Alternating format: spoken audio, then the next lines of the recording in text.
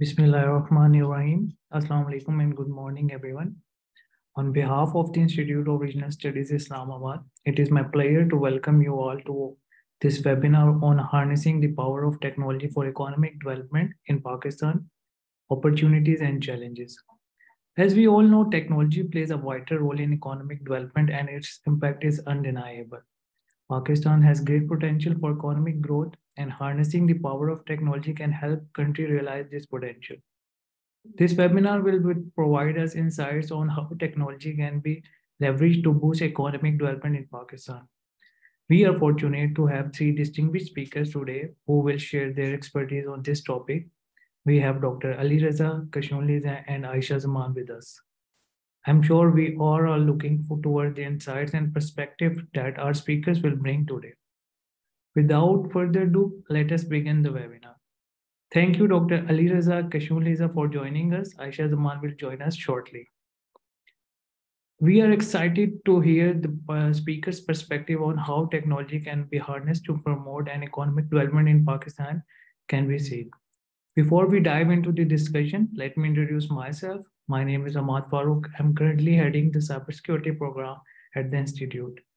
I'm honored to be moderating such an esteemed panel of speakers, and I'm looking forward to a productive and informative discussion.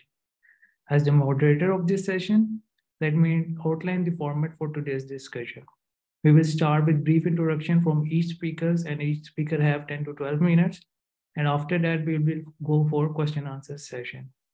I encourage the audience to actively participate in the Q&A session by submitting their questions in the chat box.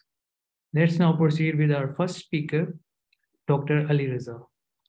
Dr. Ali Raza is the chairman of the Department of Mechatronics and Control Engineering at UET Lahore. He holds a PhD in immunity-based heterogeneous robotics system from University of Texas at Austin, USA, and is the principal investigator of human-centered robotic lab in Pakistan. His research interests include human-centered mechatronics, bio-inspired computational techniques, and intelligent robotics. Dr. Raza is a renowned expert in the field with extensive academic and research achievements. Sir, over to you. Thank you, Ahmad. So I'll share my screen and then we can proceed from there.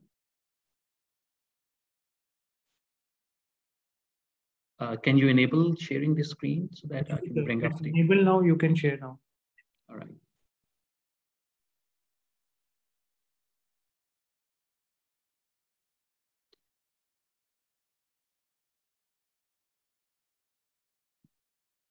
So I think you can see my title slide, isn't it? Yes, yes, sir, we can. All right, all right. Thank you, Matt, for a very nice introduction. And thank you, IRA, for providing me this opportunity. So I'll generally start from kind of a disclaimer that I don't have that much expertise that I kind of cover the whole spectrum of technology and how to harness it. So it is going to be just like my own experience and my own thoughts in a kind of a limited way. So it's for the audience, never assume that I know everything on that. So with this kind of little disclaimer, so when this abstract was given to me, I was kind of thinking that because it was asking me to think about examples from other countries which we can make use of or get benefit from. So I was thinking of what can be that country which I can use as a reference. There are obvious choices. We can think of India, we can think of other countries, but I thought that maybe it was something different. Maybe it is Israel. That makes more sense to me to make some analogies and comparisons. And why I chose that was because of this comparison. There are strong similarities. We got independence around the same time. There is a strong migratory history corresponding to both the nations. Social composition is largely religious. On one side, we have Jews, but we have Muslims over here. There are other ethnicities in Israel. We have quite a few indigenous Christians and other communities as well. So I thought that there are similarities. State is also kind of religious and democratic. We both fought wars around the same time. We in 65 and 71, and they in 67 and 73. So this is kind of an analogy. Largely the state is a security state because we presume that we are under threat. Defense spending is quite large, although Israel went down from 30% to currently 5.6% of their GDP. And we are almost constant around 4% of the GDP. So there are obvious similarities over here. Because of that, I thought that it would be nice to have a comparison. But obviously, similarity is one thing, but there are differences and obvious differences. And that is the central point, that we can learn from their experience to kind of fuel the progression of development in Pakistan. Obviously, population is remarkably kind of, there's no comparison. We are 230 million people, which is a very big market in itself.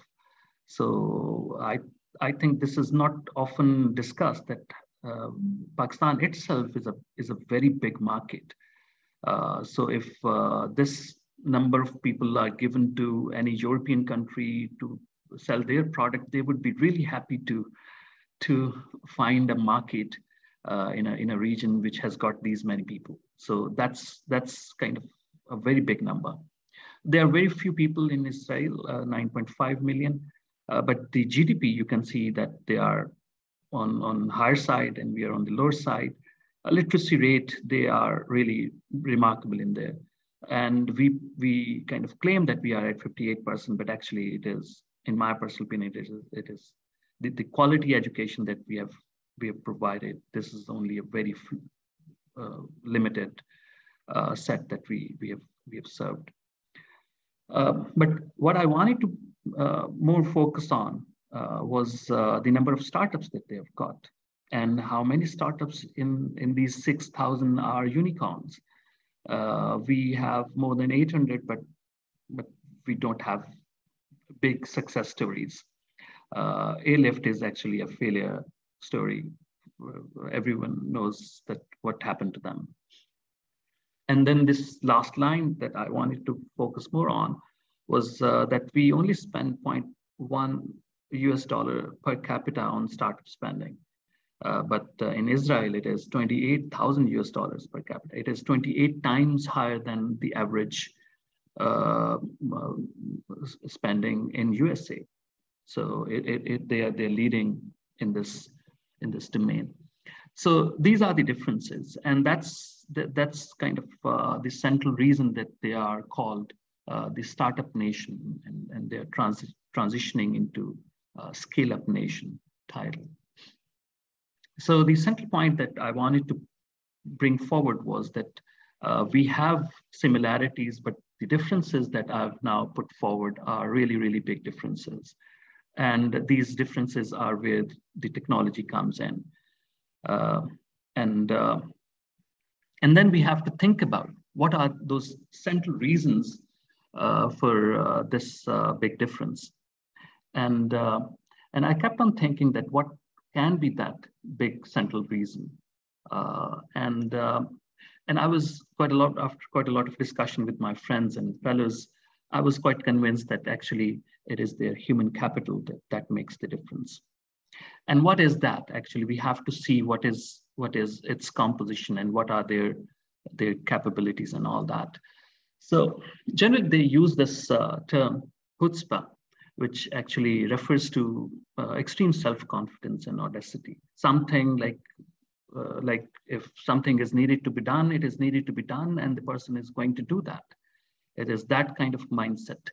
So it's not only in Israel, but also the Jews living in USA, for example, they frequently use this kind of term to exhibit that when something is needed to be done, it is needed to be done. And then the other thing was That's kind of mindset. Chutzpah is the mindset that I'm referring to. Then the second point is that there are immigrants. When someone immigrates, it is the person is able to learn and adapt to the new conditions. And if those conditions are hostile conditions, then obviously they are going to kind of adapt more and learn more. And they are going to have this kind of survival at stake, which they have to address. So this brings up, as a result of this adversity, the innate capacity to prove themselves and innate desire to do something really remarkable comes up. And then obviously, because of their cultural background and religious background, they have this capability to innovate. They have this business acumen. In families, they discuss business oftentimes, and their ethics are really, business ethics, especially professional ethics, are really top notch. So that's the background that gives them that additional strength to grow faster and more. And then, and more importantly, what I've felt was that they have this global mindset. They are not kind of confined to only Israel. When they are thinking of starting a new company or startup, they think global. And that's the reason that they are successful. They make use of all the links they have abroad and all that. And there is a very good book on that, which is Startup Nation. They have emphasized this last point, that every Israeli, every able-bodied Israeli has to serve in military for some time. And it is a compulsory service that they have to provide. And because of that, if a young person is not disciplined, this military service makes them disciplined. It makes them to take risks, which is obviously kind of central to starting a new business. They're not playing safe in that sense. And they are also introduced to high-tech warfare, which enables them to kind of interact with modern technology, and this enables them to get into that realm where they can see that this technology makes remarkable difference from security standpoint, but actually with that they develop their links as well. And defense sector also fuels the innovation culture there. So with this kind of background, I felt that they have this unique blend of human nature in them, which enables them to kind of grow more and grow faster and think global. So then I thought that obviously human capital is not going to be the only thing. We need to have something like a structure which enables them to grow faster. And that's their innovation ecosystem. And in that, there are quite a few things. So I'll kind of, for the sake of brevity, I'll not be getting into too much detail over there, but they have very flexible and creative economy, which means that if something is needed to be changed, they don't have very big inertias blocking that change. That change happens. And they are always willing to change. For example, the one reason that I'm mentioning over here, that initially it was called Startup Nation, but now they have this thrust on scaling up those startups. So they are making this transition, and Tel Aviv is actually the melting pot of all those ideas, and they have this ecosystem over there. They have this special zone, if I may call that. And then they have in this ecosystem the diversity and inclusivity to a certain extent. I would not say that inclusivity is actually ideal in this scenario, because I can see that minorities are not that well represented over there, but women are 28%. So if I make analogies over here in Pakistani scenarios, we have to think more on having more inclusion and appreciation of diversity. And also, from the global geopolitical scenarios, they have benefited. There are multiple exodus happened in 90s, where from Soviet Union and all those states, There were Jews returning back to Israel, and they were very well equipped with specific technologies, so they were well trained, and they kind of gave this extra thrust in the economy. So on this slide, I've focused more on their system. They have initially they had public incubators, but then they privatized them, and now they have 25 privatized incubators. Even though they are privatized, but even then government funds them. So for the first 2 years, for early stage projects, generally government funding is given up to 85%, and their success rate is really remarkable. Over 45% are successfully incubated. And this would be kind of a little pointers to ourselves as well, that we have a few incubators, starting from Plan 9 all the way to NICs now. But what is their success rate? What are their success stories? So we're not very well placed over there. Israel Innovation Authority provides a variety of support programs. They have a very big budget, and they have these employment grants as well, so that when there is venture capital injected in, before that they make sure that these ideas are matured enough and developed enough. And for that period of time, which is actually make or break period, where they provide quite significant support. And they have this 4-year grant scheme, which covers around 25% of the salaries. Investment law is very flexible. It is not like what we have over here. We are kind of really rigid and really kind of lethargic in changing. But they have really a flexibility in there. And the venture capital industry is really active, around 70 active venture capital funds, and 14 are international VCs. So this gives us kind of those pointers where we can think of each and every point and see that where we can learn from that experience. I can see that we have kind of a disjointed, sporadic, and spread out kind of development of different things in Pakistan, but they are not well connected and well merged together.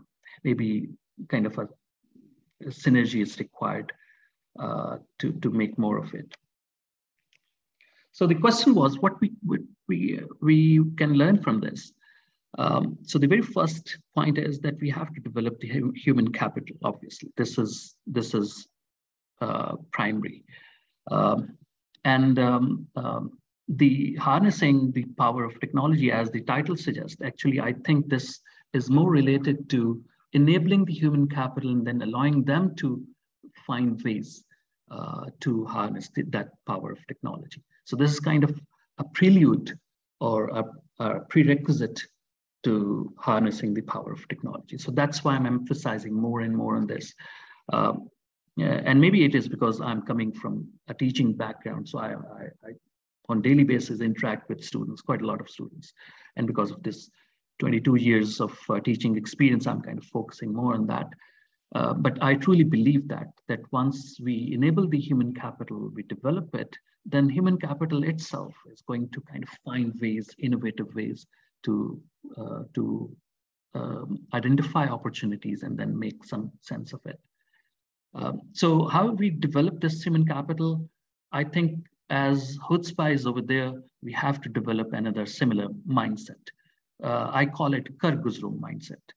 If something is needed to be done, we need not to be contemplative on that, and we have to change ourselves. We have to change our youth to just go out and do that.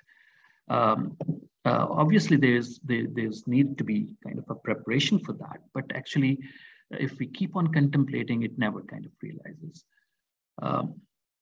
The other thing that I intend to bring forward is that in Israel, it is kind of a promised land.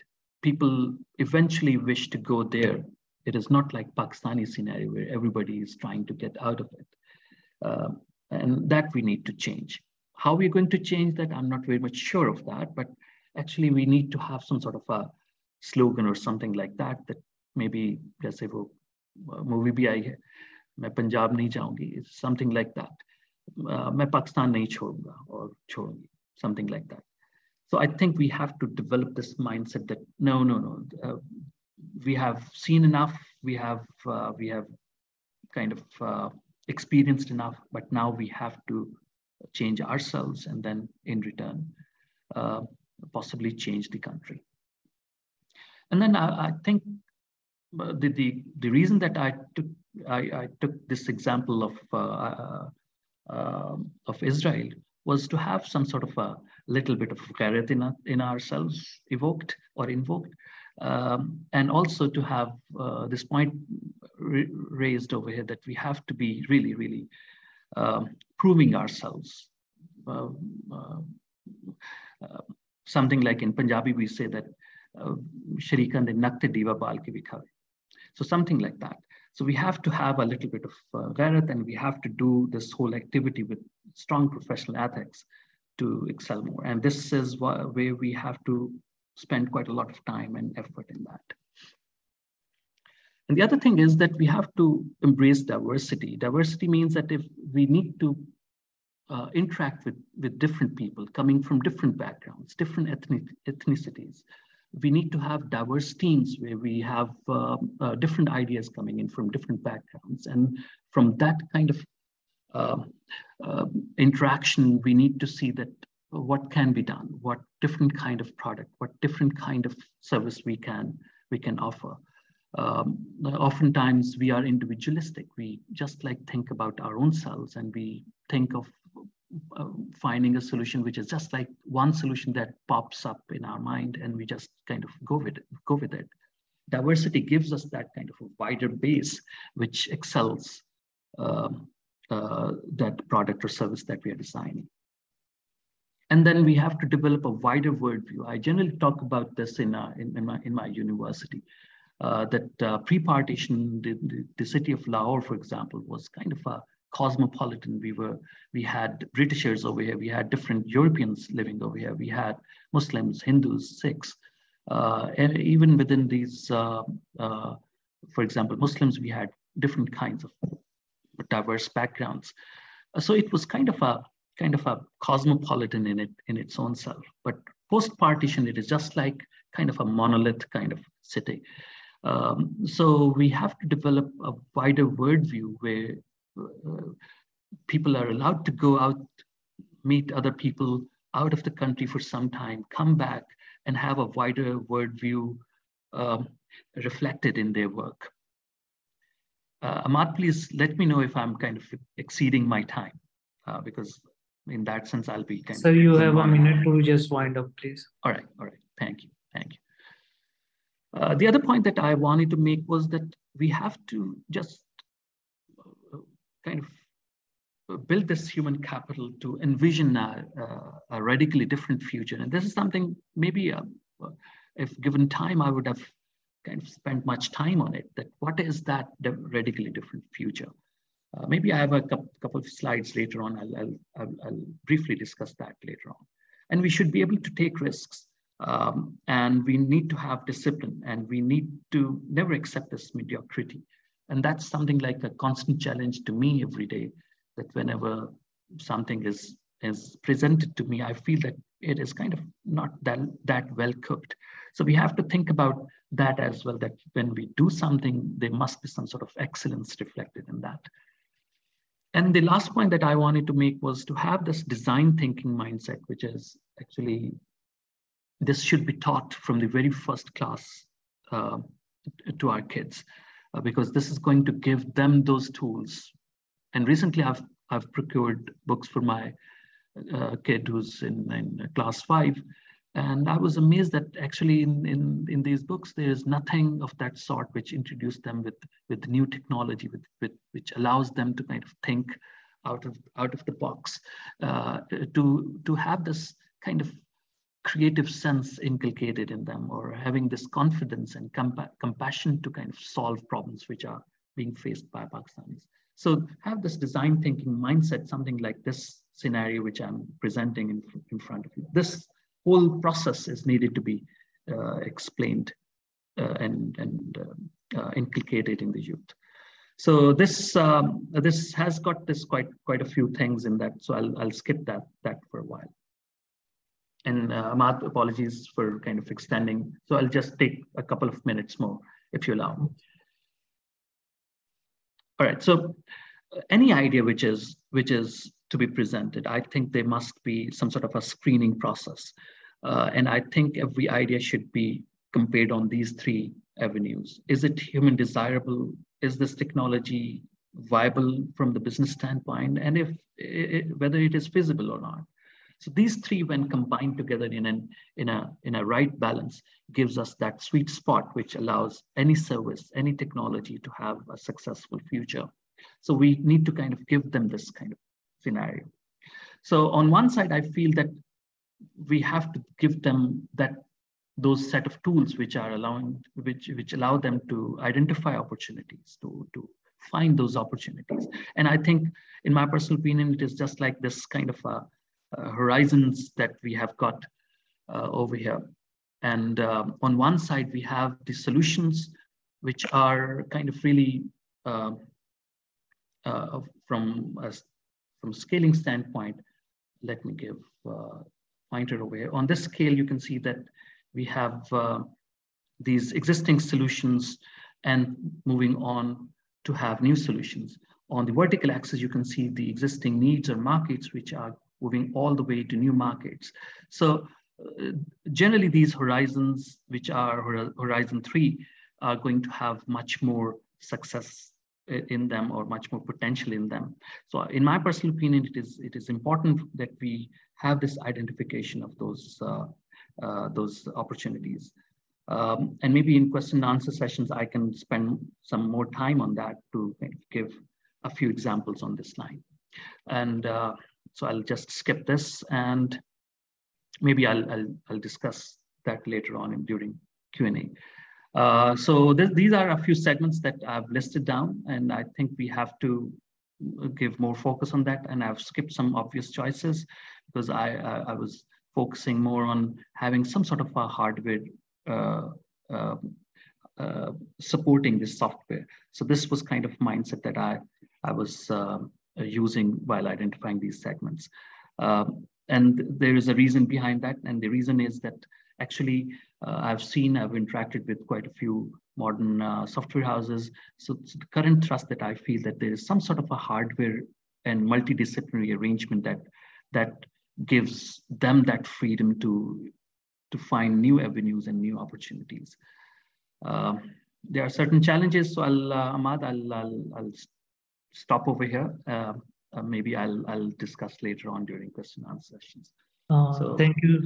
Thank you, sir. Thank you for sharing your valuable insights. You have rightly highlighted the similarities and differences between the two countries. It is evident that technology plays a role in shaping the economy of any nation, and therefore we need to invest more in this sector to ensure sustainable growth. Thank you for shedding light on this issue, sir. Now I would like to introduce our next esteemed speaker, Kashoon Leeza. Kashoon Leeza is a policy analyst with a focus on technology and foreign policy in South Asia. She currently serves as the policy lead at Pakistan Software Houses Association for IT and IT-enabled services, where she leads engagement at policy with public stakeholders. She has previously worked with Government of Pakistan on national security and foreign policy matters. Kashoon has also served as a visiting fellow at Stimson Center and as a policy and advocacy specialist at IPRI. She holds a bachelor's degree in international relations and has interned a women's empowerment project in Turkey. Her research interests encompasses technology, policy, conflict studies, Pakistan's foreign policy, and the Indo-Pacific international laws.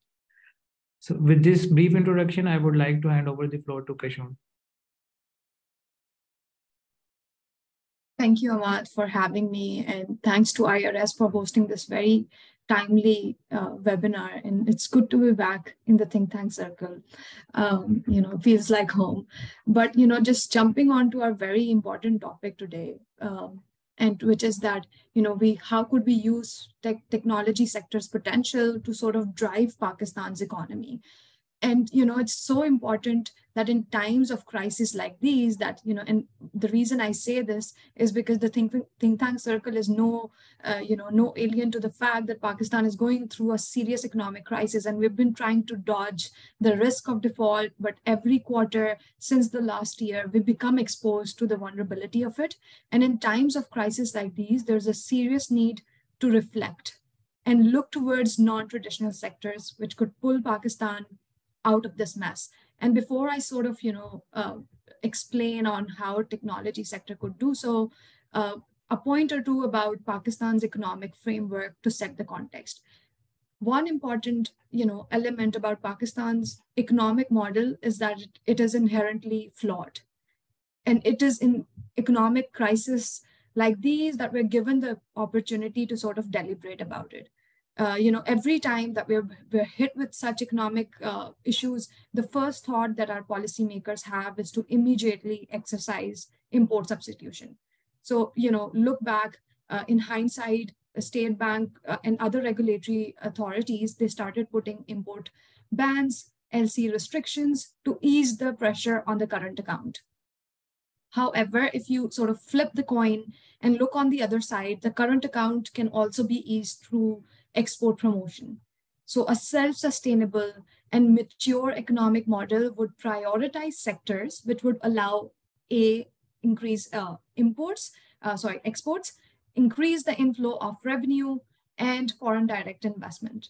And this is exactly where the technology sector comes in, because it allows all of that too with a positive trade balance.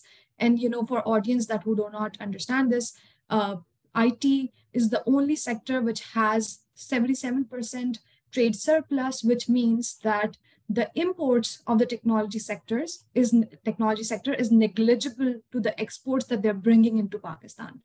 And tech is the fastest growing industry in Pakistan. The jump in exports from fiscal year 20 to 21 to fiscal year 21 to 22 was 47%. And this is the highest number that Pakistan has ever recorded for any sectors, so let alone services or other manufacturing sectors in Pakistan. And currently our export stands at 2.6 billion, but the potential is 10 billion. This is USD figure that I'm quoting, not PKR. So the point is that there's a huge opportunity for the technology sector. But how do we sort of capitalize that? How does Pakistan capitalize on that opportunity? How do we translate that into economic growth?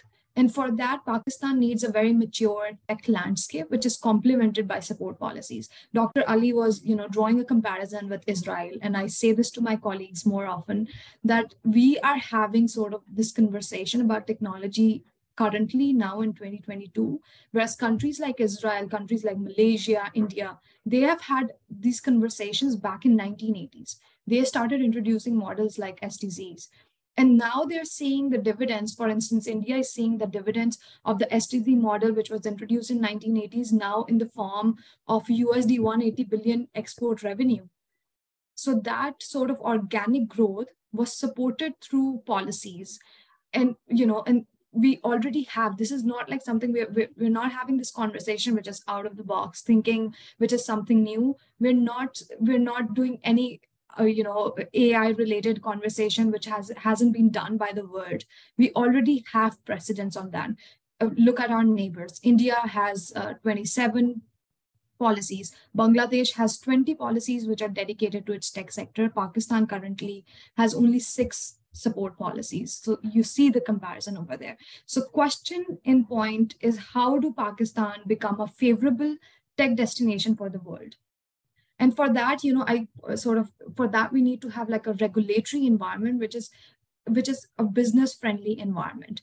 And, 3 points to talk more briefly about. Number one is ease of doing business. We have to allow our business and tech companies to enjoy the ease of doing business and business-friendly environment in order to sort of ensure business operations. First of all, talk about digital payments. This is one of a major challenge that our companies face. State Bank has strictly implemented 35% retention policy. For the audience to understand it, whenever we have tech IT exporters have exports proceeds coming into Pakistan, they're given a choice that they can retain 35% of the exports proceeds into USD amount, or they can convert it into PKR. The reason the companies choose to retain it into USD amount is because they have to sort of use that money for business operations and expenses that have to be, sort of remitted out of Pakistan using that USD amount.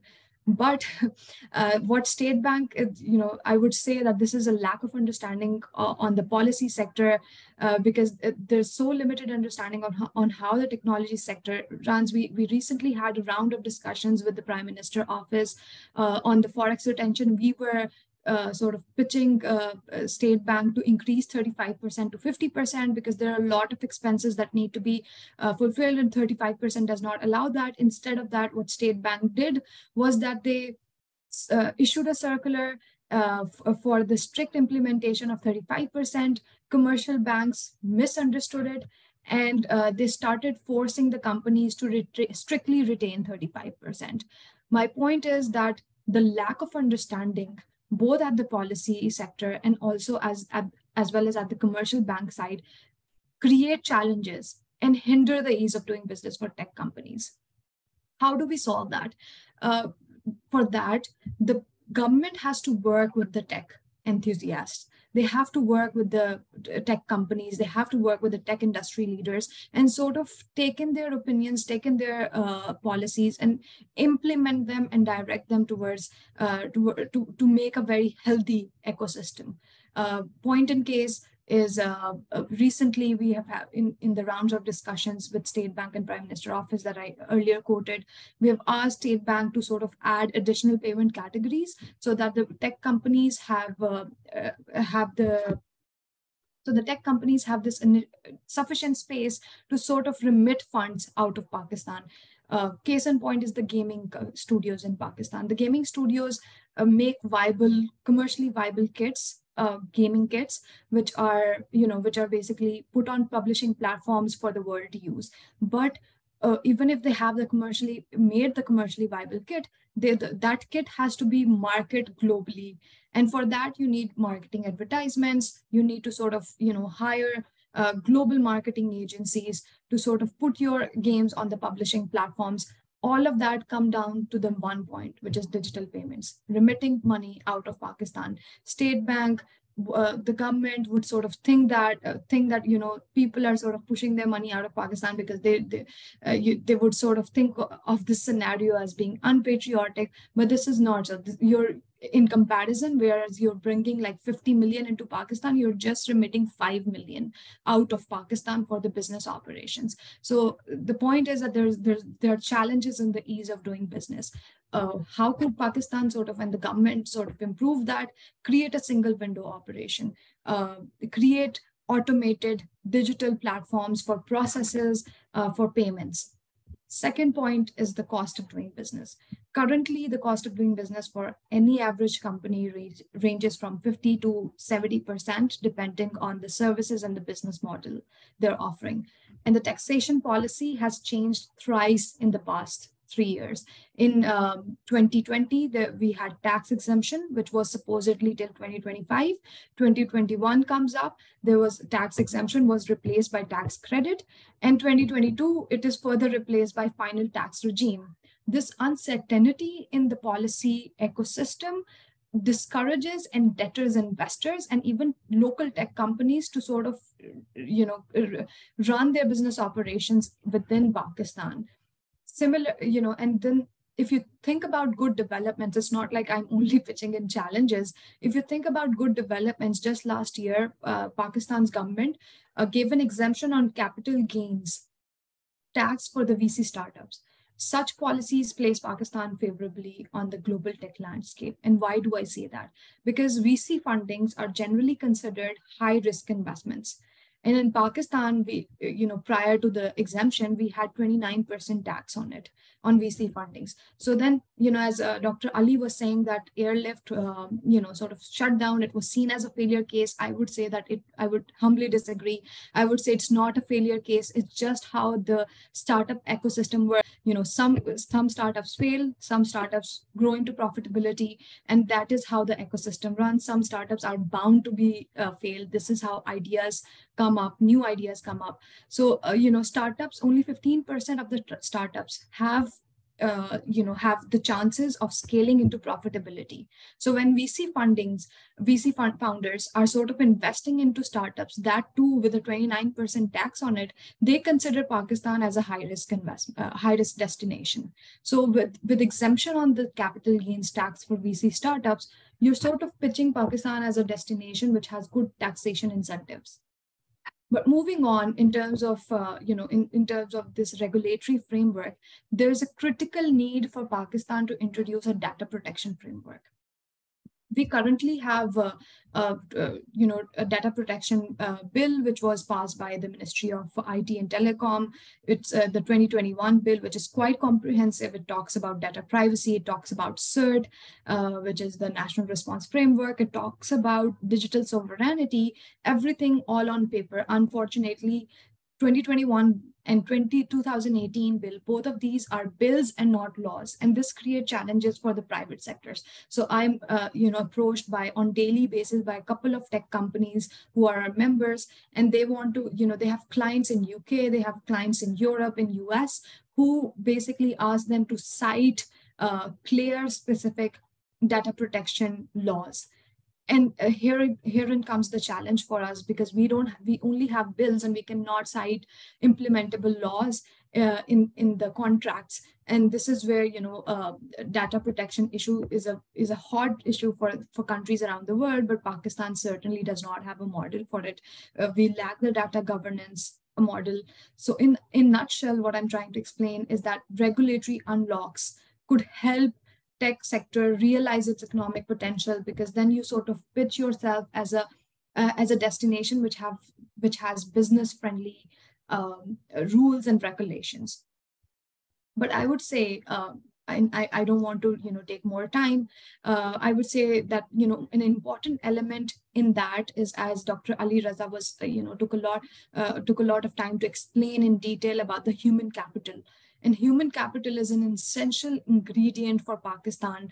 We have the youngest population in Pakistan, which is English speaking. This makes Pakistan again a favorable destination, because you sort of have the right skills and the talent to pitch it to the world. Pakistan, in fact, is sort of considered as a favorable offshore destination. But how could you do so if you don't have the right raw material? For tech industry, the raw material is the young talent who is skilled and still upskilling. So boot camps, accreditations, which are international accreditations, is the way forward. But all of these things are on the tech side. The skills, infrastructure, incubators, accelerators is something which the private side is taking care of. The government has to sort of introduce favorable policies, but this keeps on sort of coming down, because there's a lack of understanding at the policy sector. I always say this to my colleagues, that in Pakistan we have this culture we call this the boomers culture. When the policymakers do not understand something, they have this tendency to block it. And that is something that has to change in the Pakistan's policy sector.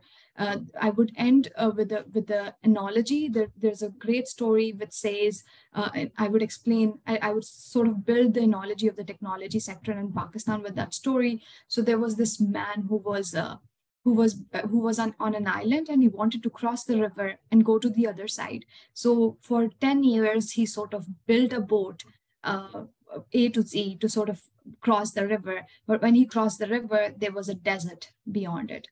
And what he did was, for the next 10 years, he dragged that boat in the desert, thinking that I might need it in the future. And Pakistan has sort of crossed that river And now it has entered into a world which is, rapidly involved in digital transformation, engulfed by the digital, transformation happening all over. But Pakistan is sort of fixated on traditional sectors, which is textile, which could be manufacturing sectors. Not saying that they are not important; they are important, but the focus should be on how the world is evolving, and Pakistan should not hold itself back. It's the digital world, the future is digital, and Pakistan policymakers should also realize it. Thank you, Kashoon, for your enlightening presentation. It was amazing. Pakistan is really going through an economic crisis, and you rightly mentioned that we need to focus on self-sustainable models. With the 77% of trade surplus in the tech industry, it is clear that technology is the fastest growing sector, and there is a tremendous potential in Pakistan to boost our economy. We must take the necessary steps to seize this opportunity and invest in the technology sector for sustainable growth. I have been told that Aisha Zaman, due to some unforeseen emergency, she was not able to join us. So we are directly jumping towards the question answer session. So I would request all the participants to please submit your questions in the chat box. There is a question from Mirta Fatma for Dr. Ali. Sir, you are leading human-centered robotic lab. What are those challenges faced by human-centered robotic labs to incorporate advanced technology for artificial intelligence for economic growth in Pakistan?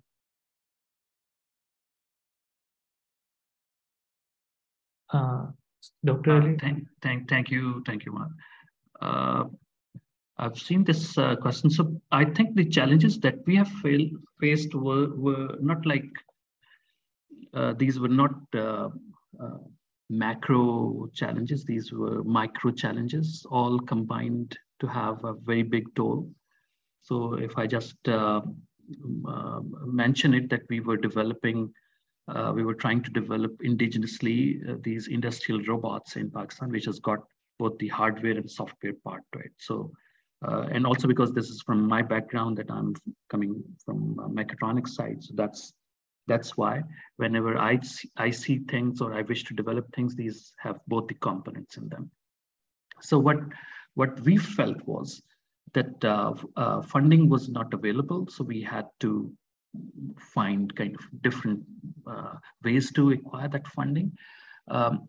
Because whenever there is a hardware involved, you need to have some sort of a proof of concept made earlier before you are able to convince the investors that you have something big to offer.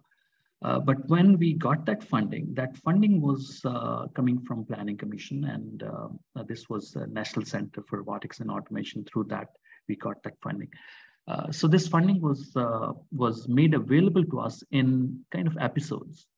And these episodes were something like, if I need something today, I'm given the money in the next quarter, and then I'm following all that procedure of PEPRA rules to procure something. I get this information, get this thing way down the line. And I can quote very, very big examples. For example, for one NOC, we waited for almost 8 months from Ministry of Interior. And the equipment was stuck at the port. We were kind of accumulating all those damages on that. So actually, what I feel personally, that we need to do quite a few smaller steps. First, we have to make sure that funding is made once initially, and it is audited, obviously, but you need to make it available all at once. There should not be any PEPRA rules on R&D development, or even for the software houses if they are doing some R&D. There must be an access to all those costly tools, including software, hardware. For example, in my personal case, there must be some sort of a specialized softwares available which I can get remote access to, and do some analysis on those, rather than me procuring those softwares on and off, and everybody else is also procuring them. There must be fabrication labs in all these universities which are there, public or private. Every university must have fab labs in them, so that prototyping is made much easier and much faster. There must be some sort of a pool of skilled human resource. And I personally believe that this was one of the biggest challenges that we faced, was that salaries were not that good. I faced really difficult scenarios to retain the HR. We develop an HR for some time, but once the person is well equipped to handle that job, person goes out of the country or somewhere else. So that's why I was saying that मैं पाकिस्तान नहीं छोड़ूंगा वाला mindset चाहिए. So this was something like that. And I can go on and on, but these are some of the points that I feel that these are important. Thank you, sir. There is also another question for you from Mohsin Raza. He was like, okay, for car Guzro mindset, what do you think we should make the change in our academic system, our religious system, or our cultural system? So I've answered this question in the chat box as well, but I feel from the very first day in the schools, there should not be lengthy lectures. There should be practical work. Okay. There should be labs rather than classrooms. Okay. I personally feel that if you count the number of classrooms, those many labs should also be there in schools, and students should be given this chance to grow the seeds in the ground. Experience that, make their hands dirty, do something with their hands, have experiments made to prove a hypothesis. Something is needed to be done on that front, that we have schools which are not like taught, where we have taught courses, but where we have experience courses. And all the way up to universities, we need to kind of change this culture. We are too much talkative. और अभी भी मैं बात करते बहुत ज़्यादा बोल रहा हूँ. So there's something like that. तो ये करेंगे तो फिर हम कर कुछ mindset पे जाएंगे. Okay, so there is another question from Zainul Abedin. He wants to know, like in Pakistan, many mega minds and talented youngsters are not given the attention and incentives they deserve. Why would someone not leave the country for more resources and sponsorships? This applies to any industry of Pakistan. Gigi, I'm not saying that no one should go outside. I'm saying that once a person goes out, उसको कश्तियाँ जला के नहीं जाना चाहिए. The person should have this kind of thought process that I'll one day go back and do something in whatever capacity the person is in. So I'm not at all suggesting that you need not to leave the country. You need to go. You must go, and you must come back. So this is what do you want to add to it? Yeah, I mean, it's a personal question for everyone. So if you want to go out, you're getting an opportunity, definitely go. But then this is, I have two schools of thought for it. You should definitely go, but then always keep a lookout for your own country, because that's what India and Israel is doing. So India and Israel sort of build a diaspora channel abroad. That is why. So IIT, which is a university in India, which is like the biggest university for tech in India, and Dr. Raza, you might know, because it is sort of like a parallel university for the university in Lahore. But that university graduates never sort of, they never recruit themselves in any companies in India. They always head out in the West. So that's why, you have like a CEO of Google who is an Indian person. So move out, but always, join a diaspora, create a diaspora channel for your country, come and sort of contribute one way or the other. And if you're not moving out, there are a lot of opportunities. So, take ownership of your own country, and then, sort of start the grassroots level work from within your country. And both of these are debatable, your choice, which one to take. Both of these sort of, create opportunities to work for your country, which in any case you should do so. Okay. There's also another question for you, Kashoon. To make digital tech Mac-oriented company, how can tech serve Pakistan for economic prosperity? Yeah, I think I've sort of briefly touched upon it in my presentation as well. So economic prosperity, I've sort of given the stats of the tech industry. The tech industry is evolving right now. There's some subsectors like the gaming and animation sector that I mentioned, which is the fastest growing subsector in Pakistan currently. So they currently just have 3 years ago, they had like 50 million revenue, USD revenue. But, we're doing a study which is sort of mapping the revenue this year. So I won't be able to map exact revenue figures, but it is crossing 80 million or so. So, when we talk about, and just recently the news came in this morning that Saudi Arabia has given its assurance to IMF for paying 2 billion to Pakistan. So we look towards China, we look towards Saudi Arabia for 2 billion, and tech industry alone has exports revenue of 2.6 billion itself. So if you invest in that industry and make the, sort of introduce the right policies, make the right ecosystem, then it can go beyond to 4 billion as well. So, think about that.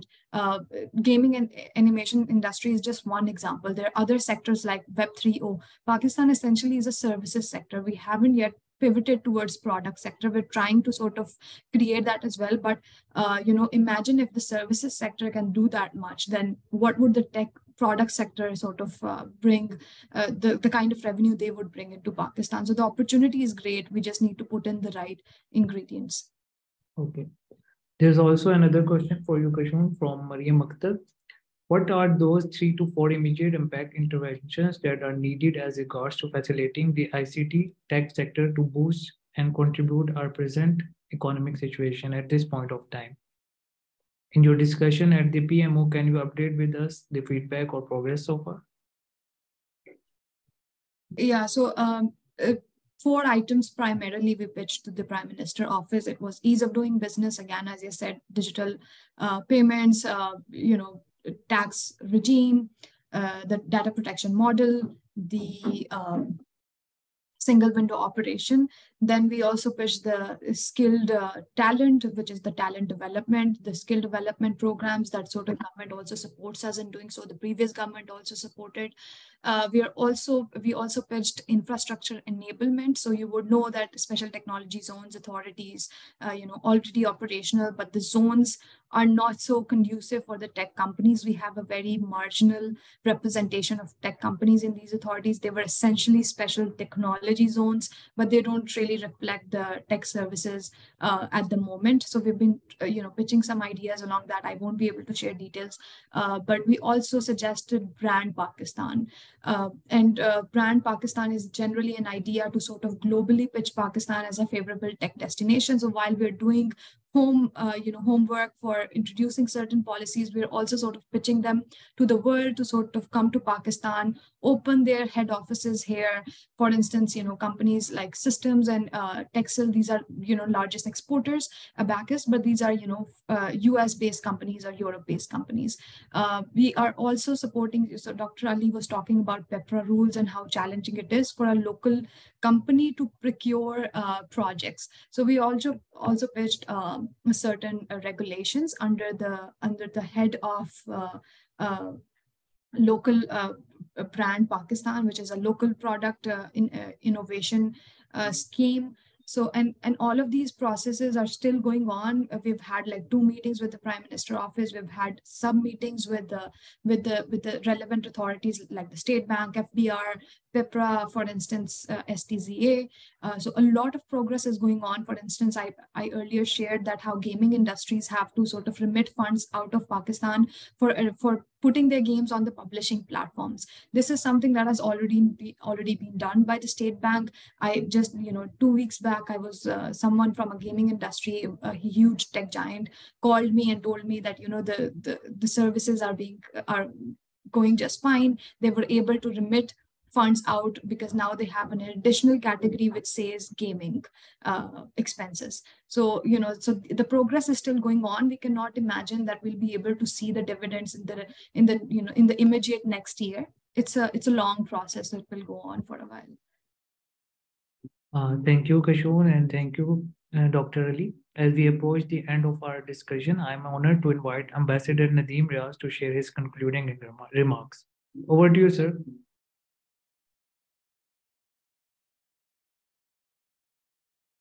Thank you, Ahmad. It was a pleasure listening to all the young people about the potential of technology Pakistan? Well, the first thing is that there are no two ways about it that you need technology. But at the same time, it's absolutely essential that the technology which you are going to use, that is the one which is in vogue. Unfortunately, our education is still a very old system where the thrust happens to be on cramming, on just learning things by heart and not really giving that much of focus to analysis and skill development. You see, we are producing masters and bachelors and MPhil people, but the basic thing is that we also need to put a stress on vocational training. Because for development of any industry, you actually require people who are have these relevant degrees, but at the same time, you need the support staff. So I don't think that Pakistan can take off in the field of technology without bringing a change in the basic. The education has to be focused more towards analysis and skill development. Now, in the momentous world of today, things change very rapidly. I think the curricula should also change, keeping in view the various new things which are coming up in the world. That is for education. But when you come to the use of technology, I think the most important thing is that you need to put in a system of governance which is stable, which gives the people the confidence to invest in the country. Right now, we talk about the Board of Investment, we talk about a single window operation. I've been in the government for very long. I know that only in theory these things exist, but when you actually start doing things, then you end up in a lot of difficulty. You spoke about the technology parks. Yes, we have them. But honestly, the pace and progress of these technology leaves a lot. International companies come into countries for primarily the reason of making profits, but they invest in countries where there is a stable environment for investing and there are stable policies. Now, if your policies are going to change with one government to another, then obviously the investor confidence is not there. Minus the investor confidence, you will not be able to bring in the skill set as well as the financial resources to move things forward. Obviously, in our country, we need to change the mindset. We need to change the culture of education. There is essential that you must have better governance. And honestly, I do not blame the young people. Because if you have gone abroad, you have used the resources of your parents or of your family to get education. Wouldn't it be much better that you get settled abroad because you get more emoluments? What happens to some of the people who come back after securing very high education in Pakistan? Well, they have to serve under a boss who has got no concept of it. People get basically dissatisfied and they become disillusioned, and then they go back. So don't blame the people for the brain drain, because the basic thing is frustration is something which actually kills any motivation. Because even if you come back, and you are not given the right environment to practice what you've been taught, it becomes very difficult to move things forward. We need to improve our service sector. There is no doubt that, like, in any economy, like, you get your contributions to the agriculture, from industry, from services sector. But at the same time, in Pakistan, you actually need to, in my opinion, you actually need to be innovative. You have to, given the environment in which we are operating, you actually need to find an innovative approach to move things forward. I think we'll be living in a field of, in a world of utopia if we say that, like, things will change overnight. Things will not change. Things only change when you start tackling the problem head on. And honestly, I feel there is a lack of doing that because we somehow have the culture where we just say yes to the bosses. And I honestly feel that in the world of technology, where every passing moment brings in a new opportunity and talent, actually need to counter all this with a greater innovative approach, which is in line and in sync with the upgradation of technology which takes place. But I guess as a developing country, we need to focus on a better system of governance. We need to focus on a system where there is a reward for people who are in this field in Pakistan. Because reward is something which actually then attracts people to a particular area or sector. But from where I started my talk, that there can be no two ways about the fact that minus technology, there is no chance of progressing future.